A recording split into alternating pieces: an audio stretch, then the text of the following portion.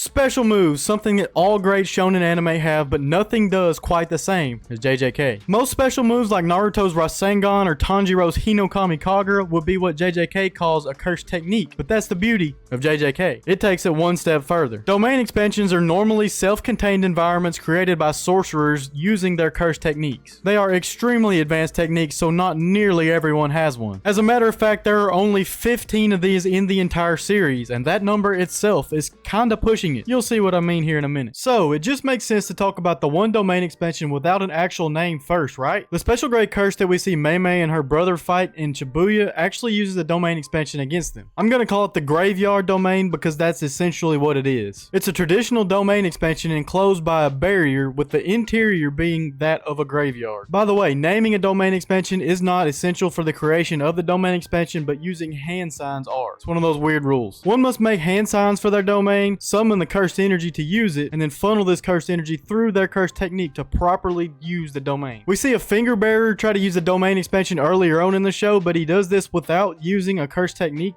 so it really doesn't work, so it's not going to make the list, obviously. The benefits of using a domain are pretty impressive. The environment within the domain is your own, so you get buffed, like your strength and speed and such. You get what's known as a guaranteed hit, which means your cursed technique is going to hit no matter what. Alright, let's get back to the graveyard domain. The guaranteed hit attack that the curse uses against Mei Mei here traps her in a stone coffin. If she remains trapped in this coffin for 8 seconds, she will become super infected with smallpox and die. Mei Mei and Ui Ui find a way to use Ui Ui's simple domain to negate the effects of the domain so that Mei Mei doesn't get killed by that coffin we were talking about, and that's kind of a perfect segue to talk about what we were going to talk about next anyway. Because it's ever present in the fights in JJK, we're going to give simple domain its own spot on this list. While it's not technically a domain expansion, simple domain allows users to erect kind of a small domain around themselves to protect themselves from the guaranteed hit effects of a domain expansion. We've seen several variations of this and some techniques that use it as its own attack. Miwa's battle sword drawing style allows her to use the instant counter technique part of the simple domain as her main attack power. Mechamaru used simple domain infused spikes to protect himself from the guaranteed hit and all the effects that come with it of Mahito's domain expansion. Like we just mentioned, Mei Mei keeps her brother Ui Ui around to use simple domain to counter domain expansions because Mei Mei doesn't have a domain of her own. Kusakabe is probably the best user of simple domain that we've seen so far, as he was able to use this to protect himself and others from the attacks of Kinjaku and Sukuna. That's pretty impressive if you ask me. We know that Yuki can use this very well. She taught it to Toto, so he can use it pretty well as well. Gojo has to use it in his fight against Sukuna. Yuji has to do the same, and several others. Simple domain is the easiest way to counter domain expansions if you don't have one of your own, or if you just can't use your own at that time, so obviously it's going to be used a lot. Now real quick, I'll mention the other anti-domain technique, Falling Blossom Emotion. It's a technique known only to the big 3 Jujutsu sorcery clans, the Kamo, Gojo, and Zenin clans. Unlike Simple Domain, it doesn't actually expand a domain of its own, so it doesn't get a spot on this list, but it should be mentioned nonetheless. The user of Falling Blossom Emotion coats themselves in a coat of cursed energy that automatically attacks back at the same time that the guaranteed hit from a domain expansion hits that user's body. It's actually a lot like Simple Domain, but not a domain. We see Naobito Zenin use this in his fight against Dagon. We see his brother Ogi use this, and we see Gojo use this later on in his fight against Sukuna. Speaking of Naobito Zenin, let's talk about his son Naoya Zenin's domain expansion. See, within life, Naoya was never strong enough to have his own domain expansion, but his return as a vengeful cursed spirit granted him a domain. Naoya's domain expansion, Time Cell Moon Palace, uses his projection sorcery technique, and let me tell you, it's pretty creepy. The entire area within the domain is pitch black except for the little platform that's built out of cursed wound flesh and the giant eye that's behind Naoya himself. It's really creepy. I don't even want to see it in the anime. I think I'm gonna turn it off. Anyway, within this domain, victims must move by the 24 FPS rule of projection sorcery. The guaranteed hit from the domain injects film into the victim's neck, and from that point on, they must move by 24 FPS rules, or they're going to be severely damaged every single movement. This domain is extremely powerful, but it was eventually defeated by Maki because, cursed energy doesn't even know that Maki is a thing. She can slip in and out of barriers and she can just stab Naoya. Since we're already talking about the Zenins, let's talk about Megami's domain expansion. Megami's Chimera Shadow Garden domain is an incomplete domain expansion that actually doesn't even have a barrier or a guaranteed hit for a while. The first time he uses this was actually against a finger barrier while, Yuji and Nobara were over there fighting Kechizu and Eso, and he was just struggling against a finger barrier. I guess he was pretty strong because he had Sukuna's finger, but still. This very first time, this domain was very incomplete. Now, it didn't have a complete barrier, but the area inside the domain allowed him to use all these shadows and, manipulate them and strengthen his 10 shadows technique in general. It's really cool, actually. He can literally morph the shadows within this place to create like Shikigami characters, like a frog. That's what he uses in this time anyway. He uses this frog to grab his enemy. Pretty cool. His divine dog was actually the star of the show, like killing the finger bearer. The next time we see Megami use this is in Shibuya against Dagon's domain. This time he really wasn't using it to counter Dagon's domain. He was more so using it as an escape route so that Maki and the others could get out of there. He literally just needed his domain to break a hole in Dagon's so that he could use his and grab these people and bring them back to the real world. This was actually about to work, but before we could actually see it work, Toji showed up and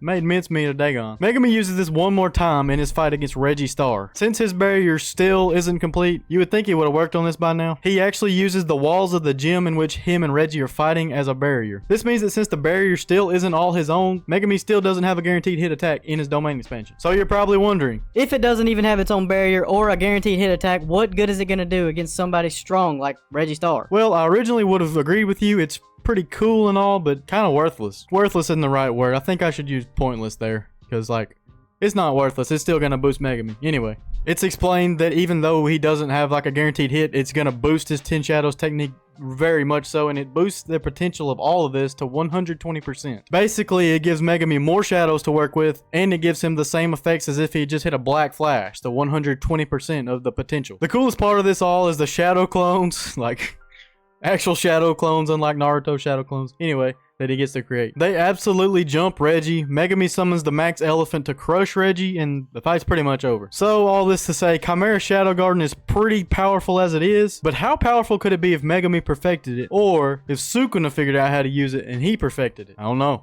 Maybe we'll see. Since we mentioned Dagon's domain, let's talk about it next. Dagon's Horizon of the Captivating Skanda domain expansion is actually the beach that we see all the cursed spirits chilling on in the first season. Dagon can either use hand signs or he draws the seal on his stomach to, initiate the domain. It's got a very strong barrier around it, and within it is the beach and sea and all those Shikigami that he uses against the sorcerers. These Shikigami are the guaranteed hit within the domain. Dagon can send them non-stop toward Nanami and them. It's very strong, and it completely outclasses Chimera Shadow Garden as it is, but that's about all there is to say about it. He gets shut down by Toji. Since we're talking disaster curses, let's talk about Hanami's domain expansion. The problem with this is that we never actually see it, but we know that it exists. Gege revealed that Hanami's domain expansion is called Shining Sea of Flowers. He said that it's basically a pasture of greenery and flowers, and its guaranteed hit attack is that solar beam that Hanami charges up with his left arm, or her left arm, whatever. Its left arm. We see it try to use this against Yuji and Toto, but that's when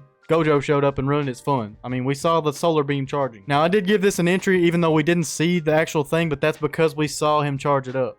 Charge it up, whatever. I didn't give Yuki her own spot on this because we didn't actually know the name, because Gege didn't talk about it, and we didn't see her try to use it, anything like that, so that's where I get the number 15. Come at me, bro. I don't care. I'm just kidding. I'm not very confrontational. Please leave me alone. Another disaster curse is next. Jogo's Coffin of the Iron Mountain domain expansion is one of the strongest domains that we see in the entire series. I genuinely feel bad against Jogo because the only fights that we see him in that he would actually get to, use his domain expansion are against Gojo and Sukuna, so he doesn't stand a chance. It's not even funny. He literally gets cooked, and he's a fire cursed spirit. Like, why? He first uses this domain against Gojo, and it's pretty awesome looking anyway. The inside is like a complete volcano. Its guaranteed hit is the molten lava from the volcano. Jogo throws this lava toward his opponent, and it would just burn them up if it wasn't Gojo.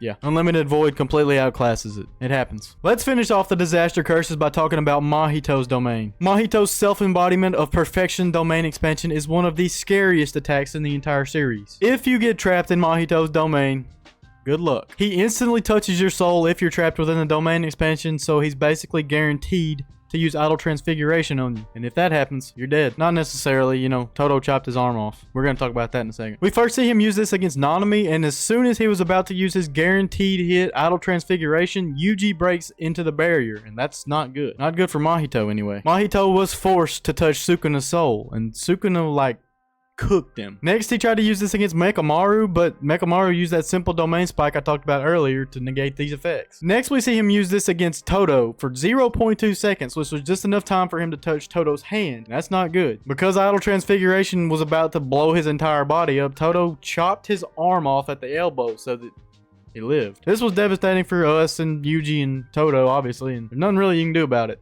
But that was the last time we saw Mahito use this. Alright, we talked about all the other curses, so let's talk about the ringleader, Kenjaku. Kenjaku's domain expansion Wound Perfusion is basically just a concentrated mass of cursed spirit-esque energy. It looks like a giant maximum Uzumaki that Geto himself might actually use. Kenjaku uses this domain against Tengen and Yuki, and because he does not close the barrier of this domain, it makes it impossible for Tengen, who's like the master of barriers, to cancel out the domain. See, Tengen and Yuki went into this fight trying to get Kenjaku to use his domain expansion and to close the barrier because Tengen is the master of barriers. He can dispel the domain by dispelling his barrier, so Yuki could attack Kenjaku and it would all be good. The problem with this is that Kenny's probably the second best user of barriers in the entire series. He's also got over 1,000 years of battle experience, and he was really good friends with Master Tengen, and he knows all of his abilities, so he came prepared. He opened the domain without the barrier. He hits Yuki with the guaranteed hit attack of this domain, and the rest is history. But we never see him use it again, so. Here's another curse user's domain expansion for you. Yorozu's threefold affliction domain expansion uses constructed items from her construction curse technique as a guaranteed hit. It's pretty much an empty barrier, but it's full of like brains and exoskeletons of insects. It's pretty weird. Yorozu only uses this domain expansion once on screen, and that's against Sukuna, so you can imagine where that went for her. Before popping her domain, she uses what she calls a time sphere, which is a perfect sphere created of liquid metal. She planned on hitting Sukuna with this massive sphere while within her domain expansion, but you can see how that went for her, and we really never see her again, so it happens. There's a lot of it happens in this video. It happens. Alright, let's talk about another victim of Sukuna's next. Yuta's authentic mutual love domain expansion utilizes his copy technique in a very cool way. Basically, Yuta erects a normal domain expansion like the barriers normal, everything like that. But within this domain expansion, there's a bunch of swords. It's literally an unlimited amount of swords, and they all contain the curse techniques that he has copied. He doesn't know what curse technique is in which sword, but he's got all these to use. Now, only one of these swords has a curse technique that's a guaranteed hit. Like, they're not all guaranteed hits, but one of them is, and only Yuta knows which one this is and what technique it is. He used this in its entirety against Sukuna. He's able to use cursed speech to freeze Sukuna in his place, like he says don't move, and then he's able to use a sword with thin icebreaker, which he copied from Takako Uro. He also uses Drew Vlogdwala's technique and Charles Bernard's technique in this fight before he pulls out Sukuna's own cleave technique against him, which is pretty awesome. It's like an Uno reverse card. He even hits Sukuna with a maximum output Jacob's Ladder attack, which is Angel's Curse technique to try to pull Megami's soul out of the body. Still doesn't work. Let's talk about Higuruma's Deadly Sentencing domain expansion. Now, I've been saving this one for a while because it might take a while. Deadly Sentencing is a non-lethal domain expansion that Higuruma casts, and it summons within it a courtroom. And within this courtroom, there's Judge Man, who's a Shikigami who acts as the judge. Higuruma's there as the prosecutor, and the victim's there as the defendant. It has a strict non-violence clause, so he can effectively use this against very strong opponents, even people like Sukuna. Like, he literally uses it against Sukuna, so it's pretty cool like that. So, how it works. The defendant gets one chance to defend their case. They can choose to be silent, confess, or deny their allegations. The prosecutor also gets one chance to try the case. Judge Man delivers a final verdict after both sides of the argument are presented, and then if convicted, the defendant is sentenced. There are several of these sentences, and the first is confiscation. Confiscation literally confiscates the defendant's ability to use their cursed techniques, or if they use a cursed tool, it confiscates the cursed tool. Now, the other main sentence we see is confiscation plus the death penalty. If given this sentence, cursed techniques are confiscated from the defendant, and Higuruma is given the executioner blade. It's technically the executioner sword, but anyway, the executioner sword allows Higuruma to cut the defendant one time, and if he cuts him, and it, actually cuts him, it kills him.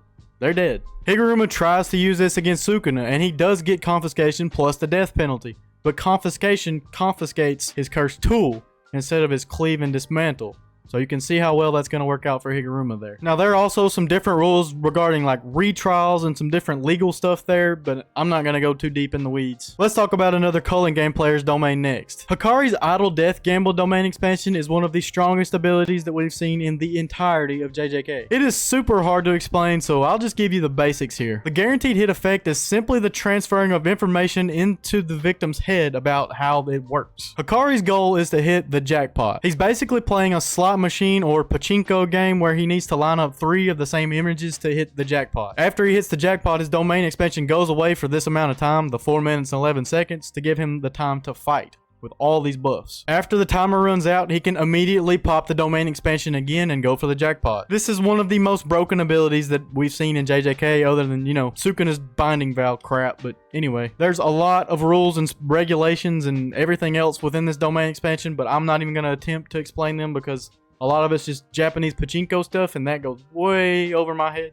So anyway, speaking of the most powerful domain expansions, we have 2 left. Sukuna's Malevolent Shrine and Gojo's Unlimited Void. Gojo's Unlimited Void is literally the gold standard for domain expansions. He uses a normal barrier and has the iconic cosmic scenery within the domain. Anyone brought within the domain that Gojo is not physically touching has unlimited amounts of information from the universe flooded into their brain. So much information flows into the minds of the victims that it is said that even though they can see and feel everything in the universe at once, they can also see and feel nothing at the same time. It's trippy. Like I said, the only way to escape this is by having Gojo touch you. It completely immobilizes Jogo the first time we see Gojo use it. Now in Shibuya, we see Gojo use this for 0.2 seconds, which he guesses is enough to stun his opponents, which are the disaster curses, and also immobilize all of them and the transfigured humans within this area. Despite only being open for 0.2 seconds, it's said that half a year's worth of information is flooded into the minds of everybody touched by this instantly. I don't know about you, but this is crazy to me. Alright, so if this is so OP,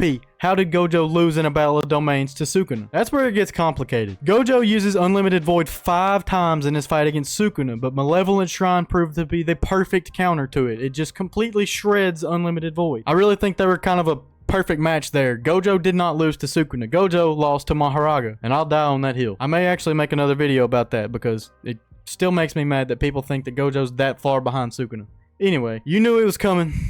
Time for Sukuna's Malevolent Shrine. Malevolent Shrine has proven itself to be the strongest domain expansion right alongside Unlimited Void. The shrine itself is a Buddhist-inspired demonic shrine, and the domain actually operates without a barrier so that the range of the guaranteed hit can spread up to 200 meters. This guaranteed hit is a mesh of Cleave and Dismantle. Cleave is used for people and objects with cursed energy, and Dismantle is used to literally dismantle inanimate objects. It's almost impossible to dispel this barrier without taking Sukuna down because there's no barrier to destroy to dispel it. Sukuna can also use binding vows to change the rules of how this thing works at any given time, which really irritates me. Like, okay, he is the king of curses and he's the strongest user of cursed energy of all time, but constantly being able to use binding vows to change how your powers work so that nobody knows how to fight you, it's just stupid, and it really makes me mad, and we're trapped in the Sukuna cycle, and I don't see any light at the end of this tunnel. Anyway, he's currently fighting Yuta in Gojo's body. It ain't going well for Yuta at the moment. I guess we'll see what happens. Alright, so I originally recorded this video 3 months ago, and let me tell you, a lot has happened since then. Now I can add Yuji's domain expansion to this list, although we don't actually have a name for it. All we know about his domain expansion is that it involves him transporting his enemy to Sendai where he grew up, and then just taking them around a tour of the town, talking to him basically. While he was talk no jutsuing Sukuna within this domain expansion, we learned that he was actually using this to talk to Megami inside his own body, you know, inside Sukuna. I think this inspired Megami to fight within his own body to try to gain control of Sukuna, and this led to Sukuna's eventual defeat. So yes, we did escape the Sukuna cycle, finally. And no, Yuta did not help Yuji that much. He was kind of there just helping him buy time. Now, I am happy, but I'm also sad that the story's going to be wrapped up within 5 chapters, according to Gege. Unless there's a sequel to JJK, this is kind of an underwhelming ending to, like, the best manga that I've read in the past 10 years of my life. But anyway, I'll quit yapping. Back to it. That's the last domain I got. Now that you know all about the domain expansions and how they work, I think you need to check out this video right here. It's going to tell you all about Gojo's powers, which are hard to explain in themselves. So, check it out. Until next time, peace.